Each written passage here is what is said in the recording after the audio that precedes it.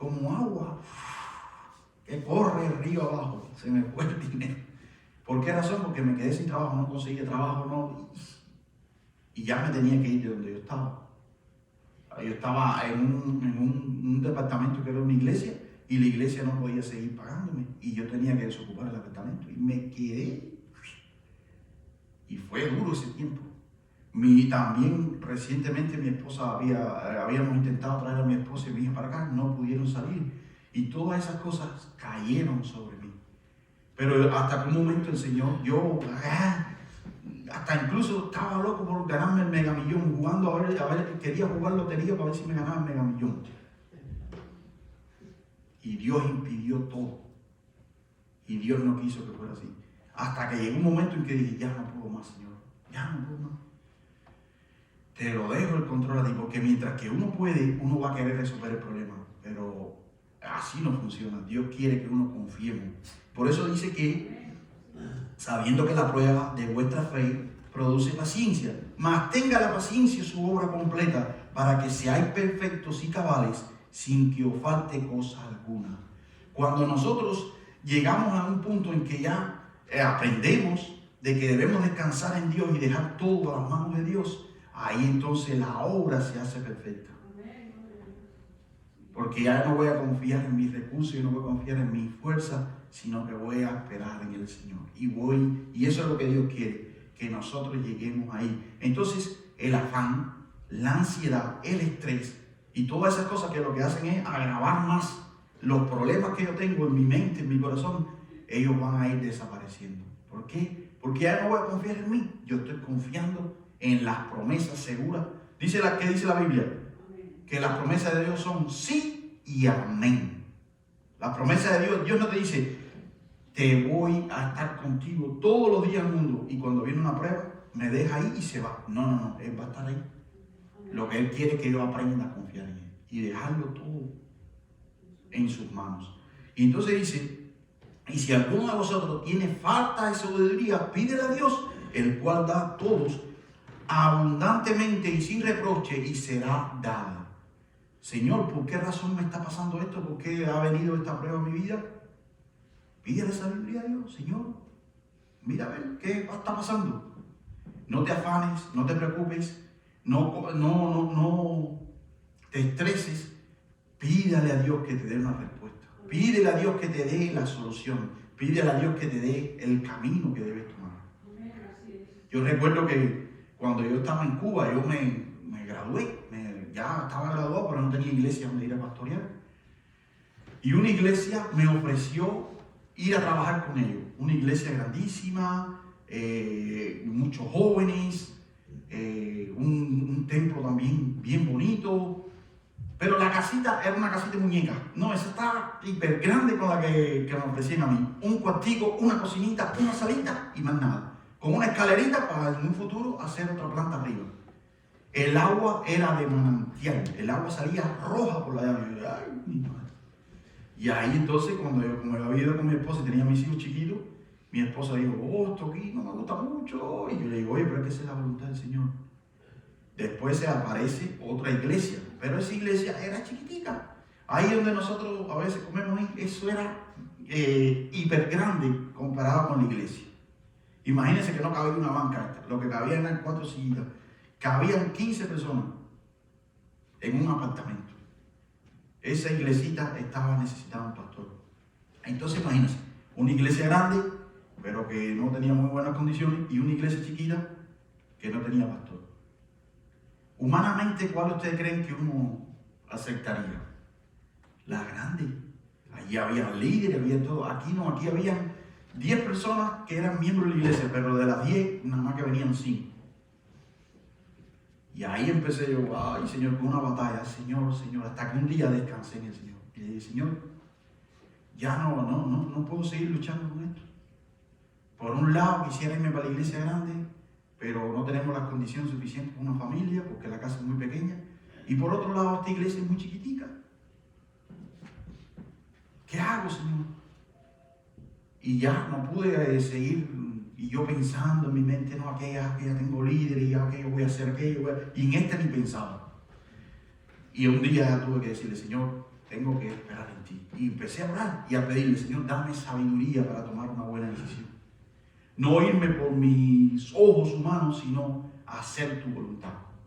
Y recuerdo que leyendo, yo creo que es Hechos 16 o Hechos 6, no estoy seguro ahora, leyendo cuando Pablo y Bernabé creo que eran los que querían ir a Asia, y el Señor le dijo, no. Querían después ir a Bitinia, y el Señor le dijo, no.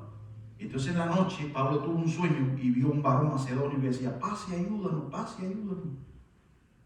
Entonces Pablo descendieron allí y allí se le abrió puertas para el Evangelio.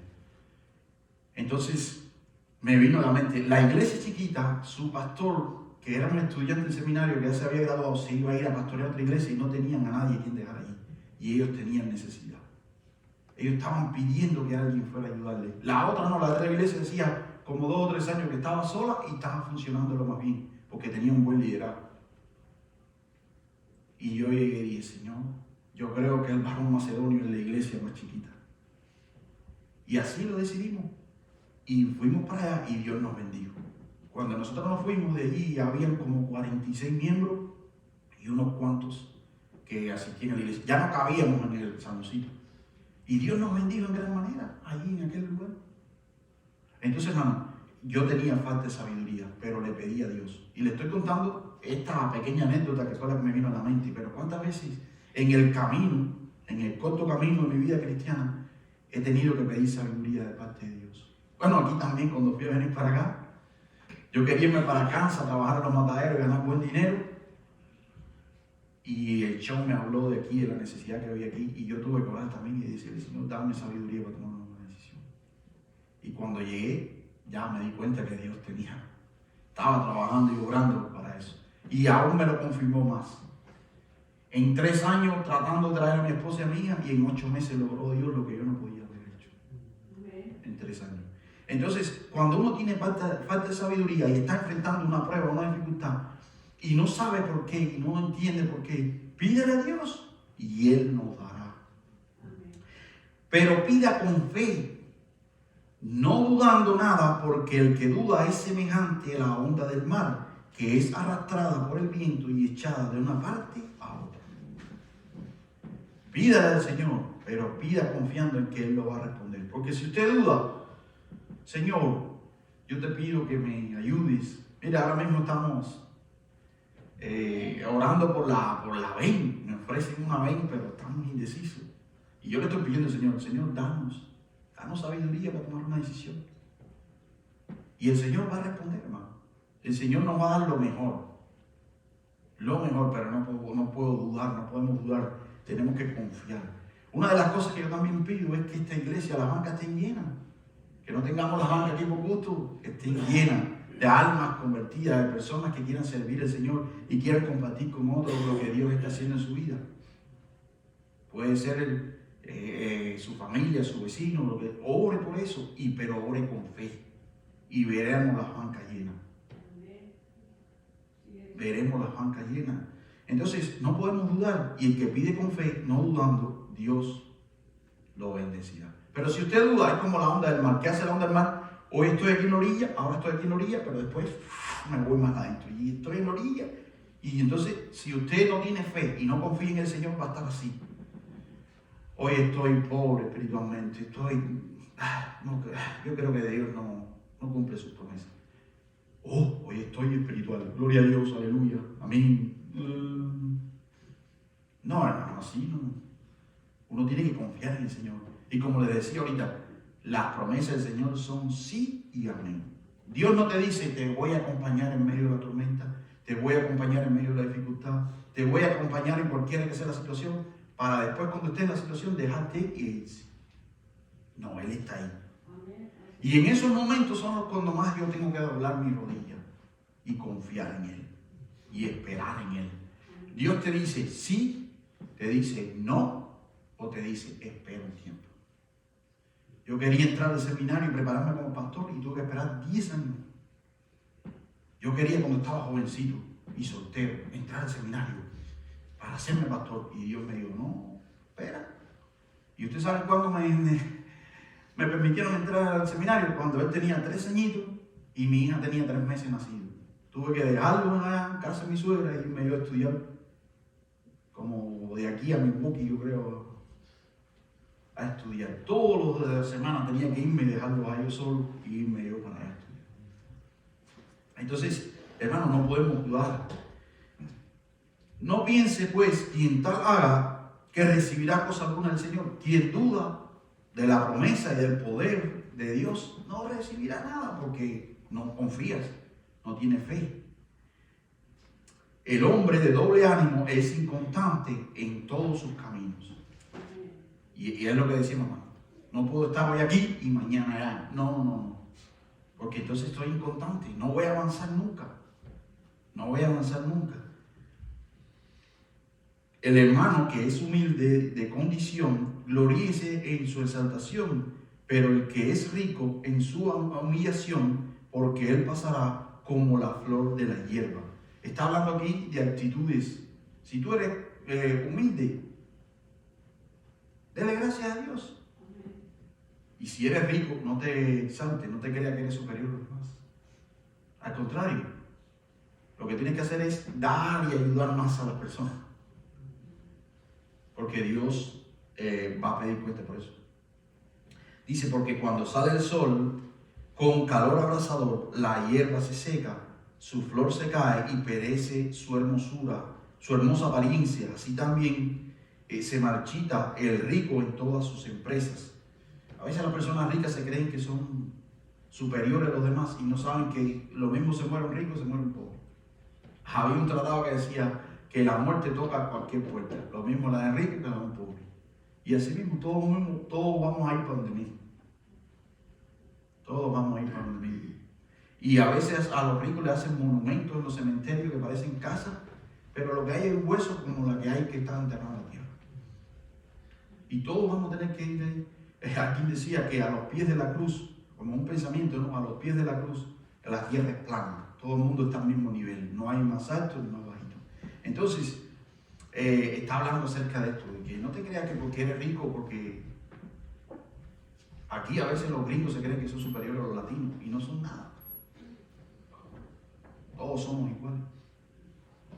Y que los blancos se creen mejor que los morenos se creen mejor que los blancos. Aquí todos somos iguales, la única diferencia es la epidermis, la piel, pero por abajo corre sangre y lo que hay debajo es hueso y carne, es lo mismo. Pero para Dios todos somos iguales, hermano. Entonces, aquí tenemos lo primero. Hay que tomar decisiones adecuadas en momentos difíciles. Y la mejor decisión es confiar únicamente en el Señor y descansar en sus promesas. No te afanes. Dice la Biblia que por mucho que uno se afane, no le va a añadir a su estatura ni 1 milímetro. Así que cuando estés pasando por pruebas, no te afanes. Solo confía y espera en el Señor. Lo segundo, cuando llegue la prueba, cuando llegue la dificultad, mantente firme. Dice allí, mantente firme en su promesa en medio de la adversidad. Miren lo que dice el verso 12 al 18. Bienaventurado el varón que soporta la tentación, porque cuando haya resistido la prueba, recibirá la corona de la vida que Dios ha prometido a los que le aman. Esta tentación puede venir, la tentación es el deseo que nace en mi corazón por ser un pecador. ¿Cuál es la tentación? Quizás, por ejemplo, cuando uno esté enfrentando una prueba, tratar de resolver las cosas. Cuando yo estoy enfrentando una prueba, una situación, tratar de resolver las cosas. Tratar de resolver mi problema. A veces no tenemos dinero para pagar la renta, no tenemos dinero para... Y queremos empezar a pedir prestado y después nos enredamos en las patas de los caballos, como dicen. Porque entonces tenemos ahora deudas. Ore, pídele al Señor y Dios va a abrir una puerta. Recuerdo una vez, también que yo creo que lo conté una vez aquí, yo no tenía dinero en mi casa y iba a ir a una reunión que había de pastores. Y yo decía, voy o me quedo aquí en la casa, o pido dinero prestado, o no sé lo que voy a hacer. Hasta que yo decidí y le dije a mi esposa, mira, te voy a dejar la mitad de lo que tengo y voy a ir a la reunión para no faltar, porque ya había varias reuniones que yo no había ido. Entonces, voy a ir para que después no digan que yo no quiero participar y que voy a ir a la reunión. Le dejé un dinero a mi esposa y me fui. Preocupado y con mi mente pensando que tenía que haber pedido dinero, haberle dejado a mi esposa y no haberme ido y dejarla sin dinero. Y hermano, cuando estábamos en la reunión, al segundo día de la reunión, se acerca un pastor amigo mío y me da un papelito y me lo echa en el bolsillo. Lo único que pude leer fue para Junior y su familia. Me lo echó en el bolsillo. Yo estaba deseoso que se terminara la reunión y para ir corriendo para Las Vegas, donde estábamos hospedados, para ver qué era lo que había. Y efectivamente, nada más que terminó la reunión, salí disparando, todo el mundo fue a almorzar y yo no fui ni a almorzar, yo fui para arriba, después, bajé al ratico y almorcé, ¿no? Pero yo fui parado a Las Vegas. Y que nadie me viera. Cuando abrí, 100, en aquel entonces circulaba en Cuba una moneda que se llamaba CUC, que era igual que $100. Y $100 en Cuba es una cantidad de dinero cubano. ¡Wow! Yo dije, Señor, qué grande eres tú. Enseguida llamé a mi esposa. Oye, mira, me hicieron este regalo. Y dice mi esposa, no, y aquí vino alguien y te dejó también otro regalo. Hermano, las cosas, si yo llego a guiarme por lo que me estaba dictando mi corazón, yo llego y me endeudo porque pido un préstamo y le dejo dinero a mi esposa y me voy con un dinero. Pero yo en ese momento decidí confiar en el Señor. Y decidí que Dios fuera el que proveyera. Y por fe esperé en el Señor. Y Dios proveyó de manera abundante. Entonces, aquí la tentación es ese deseo de resolver las cosas, de caer, de hacer las cosas que me dicta mi carne y mi corazón. Hay un pensamiento por ahí en el mundo que dice, déjate guiar por tu corazón. No te dejes guiar por tu corazón porque dice que es más engañoso que nada en el mundo hay que el corazón. El corazón es engañoso, mentiroso. Entonces, si tú te dejas guiar por tus sentimientos, por lo que tú quieres, vas a caer en desgracia, vas a hacer lo que a Dios no le agrada. Déjate guiar por el Señor. Entonces, cuando alguno es tentado, no diga que es tentado de parte de Dios, porque Dios no puede ser tentado del mal, ni tienta a nadie. Ay, mira a esa mujer, estoy mirando a esa mujer que buen cuerpo tiene, ya a mí está gordita, después que parió se puso gordita, le salió en barriga, pero esta sí está Bambi. No, ese pensamiento no te lo puso Dios, ese pensamiento lo tienes tú dentro de tu corazón, porque eres pecador. Eres pecador y ese pensamiento está ahí, que sale a la luz cuando menos tú te lo esperas. Y no digas que fue Dios que te lo mandó, eres tú mismo. Entonces dice, sino que cada uno es tentado cuando de su propia concupiscencia, de sus pensamientos, es atraído y seducido. Mira qué hermosa estás. Tu esposa no se va a enterar, muchachos. Si sales con ella una noche, ella no se va a enterar. Dale, aprovecha y ten un tiempo ¿cómo se llama? De felicidad. Y dice, entonces la concupiscencia, ese deseo, después que ha concebido, da a luz el pecado, y el pecado, siendo consumado, da a luz a la muerte. ¿Se acuerdan del rey David? Él estaba ocioso en su casa, todos los reyes estaban en la guerra y él se quedó en la casa ocioso. Y cuando miró a Betsabé, llegó, la mandó a buscar, era el rey.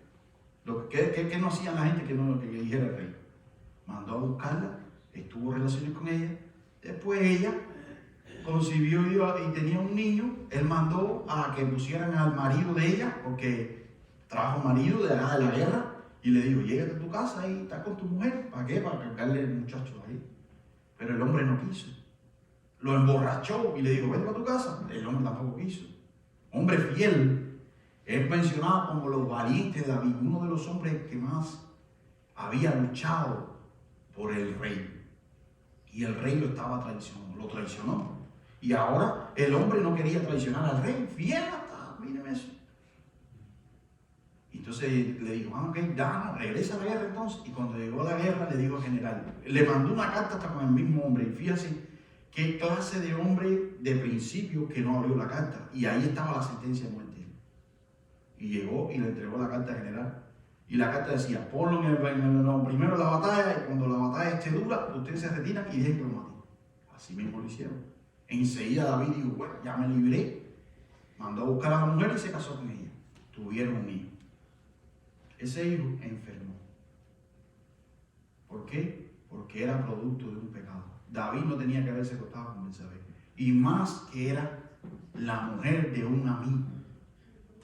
Entonces se acostó con ella, concibió un hijo y el hijo se le murió. Entonces ahí David. Pero no solo eso, para que usted vea, mi hermano, Dios perdona, pero las consecuencias de nuestro pecado las vamos a arrastrar toda una vida. Llegó un profeta y le dijo a David las consecuencias de su pecado, lo que iban a traer, y era que en su casa no iba a haber más paz. Y así mismo fue. ¿Saben lo que pasó después de aquel pecado? Lo que tenemos un Dios misericordioso y segunda oportunidad. Pero ¿saben lo que pasó después de aquel pecado?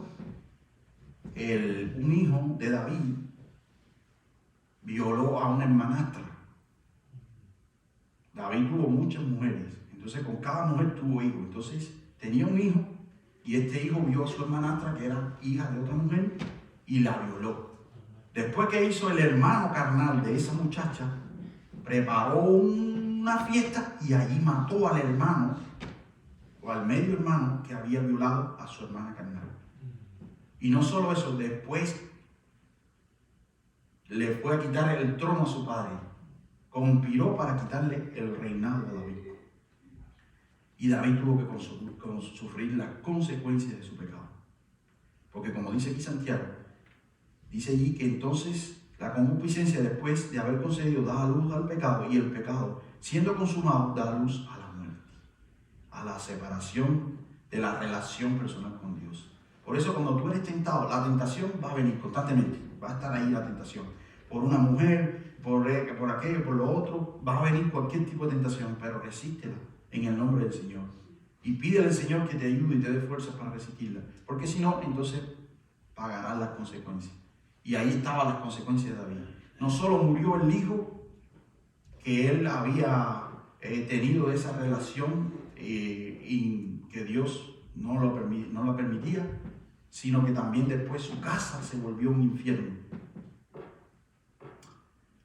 Pero las cosas que hace Dios y el Dios que tenemos, el Dios misericordioso, ¿saben ustedes quién está en la genealogía o de dónde vino Cristo? De Betsabé, la mujer, y la Biblia lo aclara, en Mateo capítulo 1 lo aclara. Betsabé, la que fue mujer de Urías de Eteo. David concibió y dieron a luz un hijo, y ese hijo fue Salomón, y era hijo de Betsabé, la que fue mujer de Urías de Eteo. Porque Dios es un Dios de segunda oportunidad. Pero hermanos, si podemos evitar caer en la tentación, y esas son pruebas que vienen a nuestra vida, sería mucho mejor. Amados hermanos míos, no erréis, toda buena dádiva y todo don perfecto desciende de lo alto.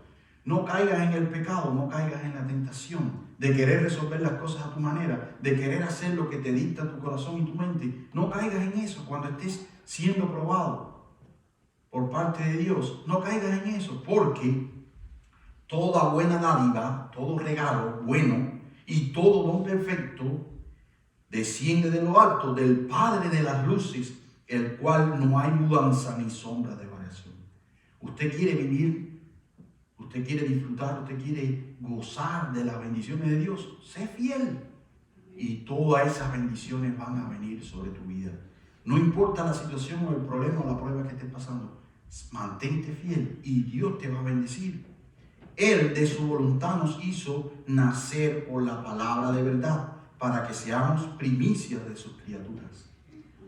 Él por su voluntad, porque nosotros lo que merecíamos era ir a la condenación, al infierno eterno, pero Él por su palabra, por Cristo, por el evangelio que predicó Jesucristo, nos hizo nacer. Y ahora nos da la bendición de disfrutar de todas las promesas. Por eso mantente firme en medio de cualquier adversidad. Y por último, hay una exhortación. Obedece a la palabra de Dios. Obedece a la palabra de Dios. Bueno, Dios nos está diciendo que van a venir las pruebas. Dios nos está diciendo que no cedamos y que no caigamos en pecado, sino que confiemos y esperemos en Él. ¿Y cómo lo hacemos? Siendo obedientes a la palabra de Dios. Aquí vemos los resultados de obedecer la palabra de Dios. Dice, por esto, mis amados hermanos, no todo hombre, todo hombre sea pronto para oír, tardo para hablar, tardo para airarse. Es interesante, hermano. Yo no recuerdo si fue en la reunión que nosotros tenemos, alguien dijo que Dios nos dio una sola boca, pero nos dio 2 ojos y 2 oídos. ¿Saben por qué? Tú tienes que mirar primero, oír y escuchar, y por último, hablar. Pero nosotros nada más que somos, queremos mucho. Y una sola lengua. Así que mire, como dice aquí, pronto para oír y tardo para hablar. Tardo para hablar. Entonces, hoy escucha la palabra de Dios, escucha el consejo de Dios antes de hablar o de tomar una decisión o hacer algo. Escucha el consejo de Dios, porque la ira del hombre no obra la justicia de Dios. Ay, ¿por qué me estás pagando esto a mí, Señor? Tú me has abandonado. No. Primero analiza, piensa, escudriña en la palabra de Dios, busca ver cuál es el propósito y el plan de Dios.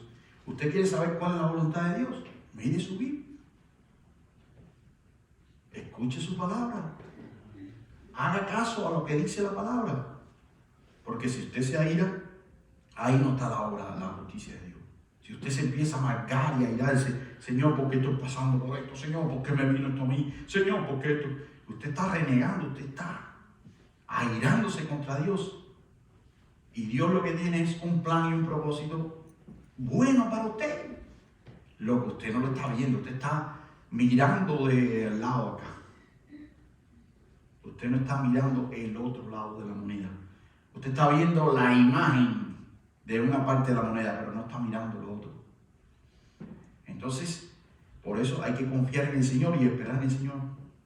Por lo cual, desechando toda inmundicia y abundancia de malicia, recibid con mansedumbre la palabra implantada, la cual puede salvar vuestras almas. Desecha todos esos pensamientos, todo eso que hay en tu corazón, toda esa amargura, deséchala. Y más bien concéntrate en lo que dice la palabra de Dios. Busca la palabra de Dios, porque ella es la única que puede salvar vuestras almas. Pero sed hacedores de la palabra y no tan solamente oidores, engañando a vosotros mismos. ¿Qué quiere decir esto? No solo escuchen la palabra de Dios, sino ponen en práctica lo que has escuchado. Ahora mismo estamos hablando de las pruebas. ¿Y qué dice el Señor cuando tú estés pasando por una prueba? Confía en mí, espera en mí. Y si quieres una respuesta, quieres saber por qué estás pasando por esa prueba, pídame a mí y yo te voy a dar una respuesta. ¿Dónde? Aquí en la palabra de Dios. Busca ahí, que Dios te va a dar la respuesta. Y Dios te va a decir cuál es la decisión que debes tomar, qué debes hacer ante esta circunstancia. Por eso dice, sed hacedores de la palabra y no tan solo oidores. Oh sí, mira qué bonita la promesa. Oh sí, mira, el Señor dice que nos va a ayudar, pero a mí no me está ayudando ahora. Oh sí, el Señor dice que va a estar a mi lado, pero yo no lo siento aquí. No, confía que Él está ahí. Porque si alguno es oidor de la palabra, pero no hacedor de ella, es semejante a un hombre que considera en un espejo su rostro natural, o que se considera a sí mismo, y se va y luego olvida cómo es. Y si es feo, más todavía, va al espejo y dice, es que feo estoy, se va y se le olvidó de cómo era su rostro. Y es así, el que oye la palabra de Dios y no le presta atención es como el que va al espejo y se mira y ya después ya no se acuerda ni de cómo era. Y más en los espejos de antes, que no es como ahora, que son de ese ni que con qué lo hacen ahora. Pero antes eran láminas de metal que eran pulidas y cuando usted miraba no se veía bien la imagen. Y Santiago está hablando en ese tiempo. Mas el que mira atentamente la perfecta ley de la libertad y persevera en ella, no siendo oidor olvidadizo, sino hacedor de la obra, este es bienaventurado en lo que hace. Si yo dedico tiempo, hermano, por eso es que siempre nosotros enfatizamos, y no es porque queramos que aquí las personas se vuelvan eruditos en Biblia y lectores de la Biblia, que se leen una Biblia en el año, no. Por eso enfatizamos tanto en que usted lea su Biblia, dedique tiempo a leer su Biblia, porque eso le va a ayudar. Cuando usted esté en prueba, en dificultad, o tenga que tomar una decisión, le va a ayudar. Y entonces, ¿qué dice aquí? Que sean observadores atentos. Oh, ¿qué me está diciendo el Señor aquí? ¿Qué me está diciendo el Señor? No como aquel hombre que dijo, déjame abrir la Biblia aquí. Judas Iscariote, no, digo, Señor, háblame, donde abra la Biblia y tú me vas a hablar. Y eso sí, Judas Iscariote fue y se ahorcó. Oh, no, esta lectura no me gusta, voy a abrir en otro lugar. Lo que vas a hacer, hazlo pronto. Dios, no, esto no me gusta a mí. No es leer la Biblia así, es leer la Biblia buscando lo que Dios tiene para nosotros. Buscando, yo por lo menos la leo así, yo busco un pasaje, voy a empezar a leer Mateo y empiezo Mateo 1, Mateo 2, Mateo 3, hasta que termino Mateo. Y ahí Dios me va a ir revelando poco a poco cuáles son sus planes y sus propósitos para mí. Entonces, uno debe mirar con atención lo que dice la palabra de Dios.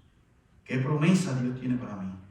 Por ejemplo, yo estoy leyendo Jueces y estaba leyendo la parte de Sansón, terminé de leer la historia de Sansón. Una de las cosas que yo anoté, yo lo anoto en una libreta. Yo tengo una libreta para anotar. Y yo anoté y digo, bueno, no puedo ser como Sansón. ¿En qué sentido? Sansón era un sensual, se dejaba guiar por las mujeres, por su cuerpo. La ley en Israel decía que debía de casarte con una de tu pueblo, pero él no, él fue a buscar a las filisteas. Entonces no puedo ser sensual como Sansón, porque voy a ir a buscar mujeres que no convienen, y yo tengo la mía. Yo no tengo que estar buscando a la mujer, yo tengo la mía. Entonces no puedo ser sensual. Pero saben, a lo mejor no estoy buscándolo en el mundo, pero cuando hago si abro el teléfono, con el chorcito ese sacachispa que le dicen que es notando la mitad de la nalgas afuera, y ya yo me detengo ahí y están mirando. Entonces soy un sensual, porque estoy deseando las cosas sensuales, ver a la mujer en media desnuda y todas esas cosas. No puedo ser sensual como Sansón, y entonces ahí voy anotando. Y eso es que yo voy ahí, estoy atendiendo, estoy tratando de atender la palabra de Dios, prestando la atención. ¿Qué Dios me está advirtiendo? Ahí Dios me está advirtiendo, no sea como Sansón porque te van a sacar los ojos. O la mujer tuya o los enemigos no te lo van a sacar. A Sansón le sacaron los ojos. Posiblemente la mujer te deja que te saque los ojos, ¿no? Porque están mirando a los que no deben estar mirando. Pero ahí está la consecuencia. Por estar mirando no y están mirando, le sacaron los ojos.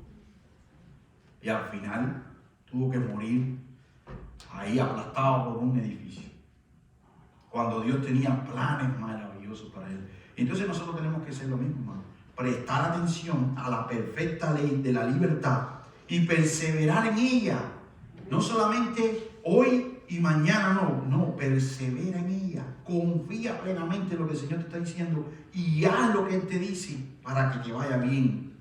No siendo oidor olvidadizo, sino hacedor de la obra. Yo no puedo leer la Biblia y decir, no, Dios me dice a mí que no me aire, y después a los 5 minutos estar enojado con mi esposa. No, evítalo, trata, pídele a Dios que te dé sabiduría. Y pídele a Dios que te ayude. Que te ayude. Y cuando tú cambias de actitud, tu esposa va a cambiar tu actitud hacia ti.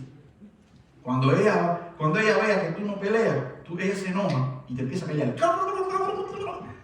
O tú a ella y te empiezas a pelear. Pero ella guarda silencio, o él guarda silencio y se queda tranquilito.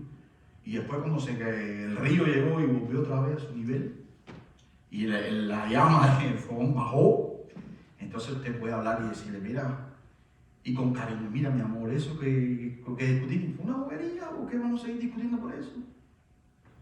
¿Tú quieres los $100? Ah, bueno, pues mira, nomás te puedo dar 50, mañana te doy los 5. Es un ejemplo que le pongo, hermano. Tengo que hacer lo que dice la palabra. No te aires, no se ponga el sol sobre vuestro enojo.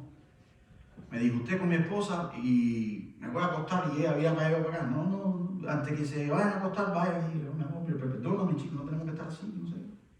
Y así. Un hermano me ofendió y no me gustó lo que me dijo, voy y me siento con él y digo, hermano, eso que me dijiste no me gustó, chico.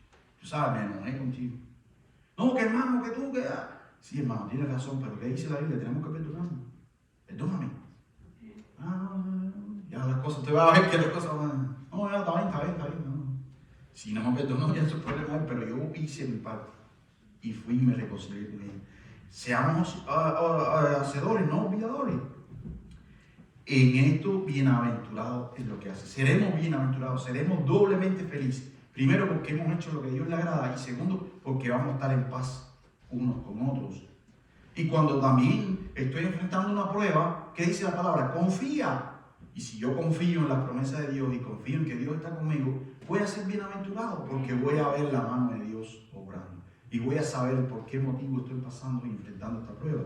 Recuerden que estamos hablando de las pruebas. Si alguno se cree religioso entre vosotros y no refrena su lengua, sino que engaña su corazón, la religión de tal es vana. Oh, yo sí soy cristiano, yo oro 2 veces al día, 3 veces al día, ayuno 3 veces al día, voy a la iglesia, doy mi diezmo, doy mi ofrenda. Refrena tu lengua y deja que te alaben otros y no te alabes tú mismo. Deja que te alaben otros. Porque cuando venga la prueba y cuando venga la dificultad, ahí se va a saber que eres cristiano. Entonces, confía en el Señor, espera en Él y no te alabes tú mismo. Dice, la religión pura y sin mácula delante de Dios y el Padre es esta: visitar a los huérfanos y a las viudas en sus tribulaciones y guardarse sin mancha del mundo. Amén. En aquel entonces había muchos problemas. Las personas, los hombres morían muy jóvenes y había muchas viudas y muchos huérfanos. Y la iglesia tenía la responsabilidad de ocuparse de ellas. Como también hoy, a lo mejor hoy no hay tantas viudas y tantos huérfanos, pero debemos ocuparnos de ellas. Nosotros tenemos 2 viudas aquí. Yo creo que huérfanos no hay ninguno aquí.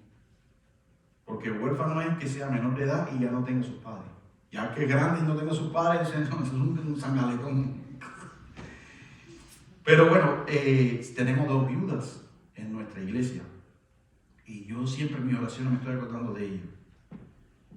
Una es la hermana Natividad y la otra es la hermana Ofelia. La hermana Ofelia tiene su familia, pero con todo eso es viuda.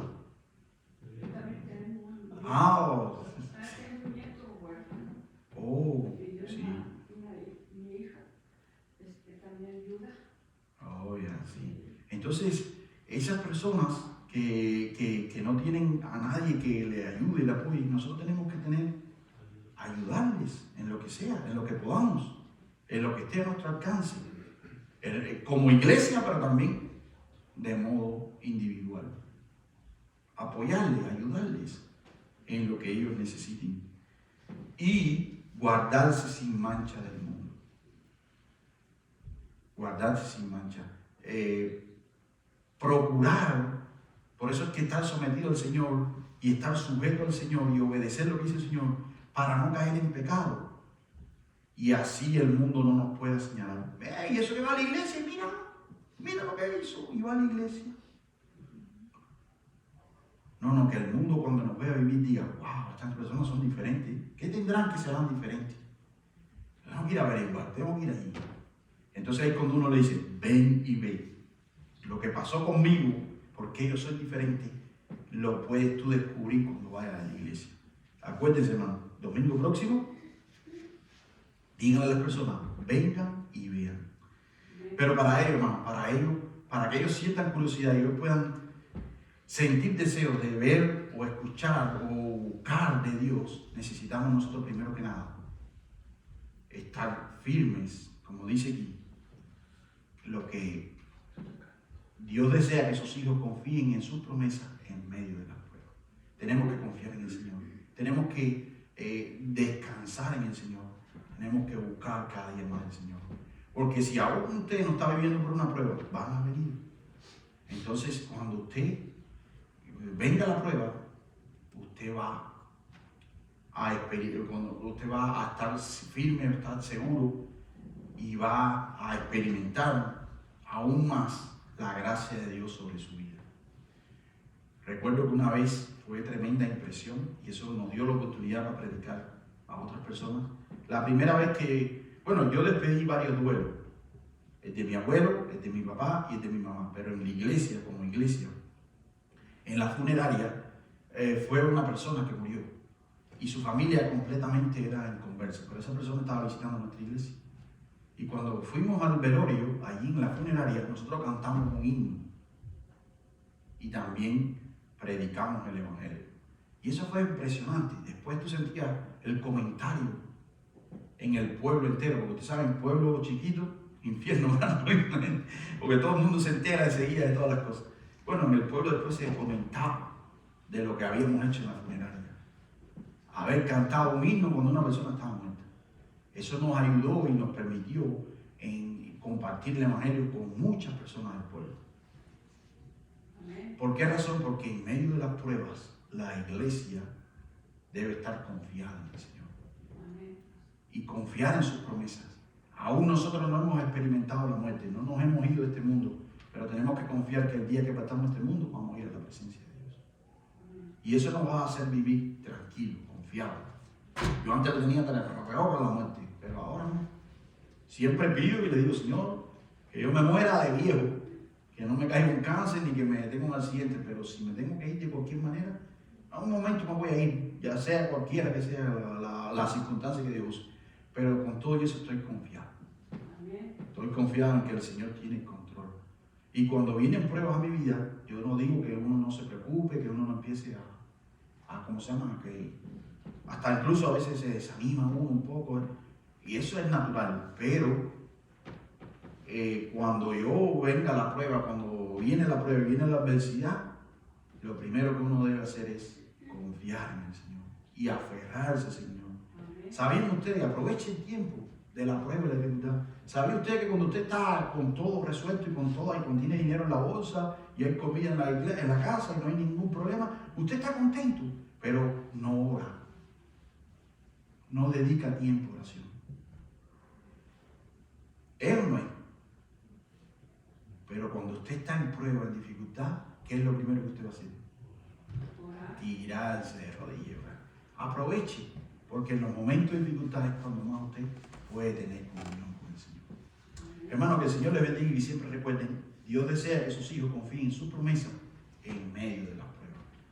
Sus promesas son un sí y amén. Y Él ha prometido estar con nosotros todos los días hasta el fin del mundo. No olviden eso. Que el Señor les bendiga. Vamos a orar. Soberano Señor y Rey de todo el universo, alabado y engrandecido sea tu nombre, Señor. Gracias porque tus promesas son fieles y verdaderas. Gracias porque tú has prometido estar con nosotros todos los días hasta el fin del mundo. Ayúdanos, Padre, a confiar plenamente en esa promesa. Y, Padre, cuando estemos pasando por pruebas, por dificultades, siempre recordar que tú estás a nuestro lado. Tú no nos vas a dejar solos, Señor. Tú dices en tu palabra que ligera se hace la carga cuando nosotros llevamos tu yugo, porque como así en el campo, cuando una yunta de buey está arando o está arando una carreta, es menos el peso para ambos, porque están arando parejos. Y tú nos prometes estar a nuestro lado para juntos seguir adelante, Señor. Gracias, oh Dios, por tanta misericordia y tanto amor que no merecemos. Ayúdanos, Padre, como dice tu palabra, a ser oidores y hacedores de tu palabra. Que cuando estemos en dificultad confiemos en ti. Todo esto te lo imploramos en el nombre que es sobre todo nombre, en el nombre de Jesucristo. Amén y amén. El Señor le bendiga.